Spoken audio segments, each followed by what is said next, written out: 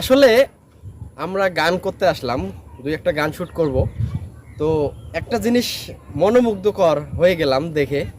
এই বাড়িটা দেখেন, আকাশটা ঠিক এই সময় উপরে মেঘ জমে ফেলেছে, কালো মেঘ, এবং বাড়িটা একদম সাদা রঙে করাতে এমনভাবে ফুটে উঠেছে, মানে মনোমুগ্ধকর। আসলে মুগ্ধ না হয়ে পারলাম না বাচ্চু ভাই, তাই না?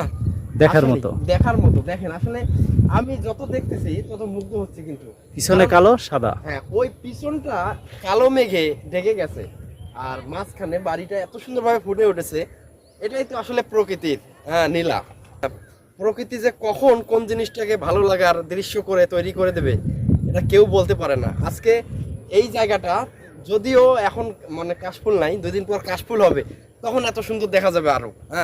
যদিও এই সবুজের মধ্যেও কিন্তু অনেকটাই ভালো দেখা যাচ্ছে, কিন্তু কাশফুল হলে তখনকার একটা অন্যরকম অনুভূতি হবে।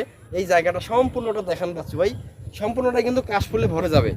আর কিছুদিন, হয়তো 2 মাস, 2 মাসের মধ্যেই কিন্তু ভরে যাবে। কিন্তু সবচাইতে মনোমুগ্ধকর করছে আমার এই বাড়িটা, কারণ বাড়িটা পিছনটা একদম ব্যাকগ্রাউন্ডটা আকাশের কালো মেঘে, যেমন বৈশাখী, মনে হচ্ছে যে বৈশাখী, কাল বৈশাখী ঝড়ের আকাশ তীব্র একদম মন খারাপ করে বসে আছে।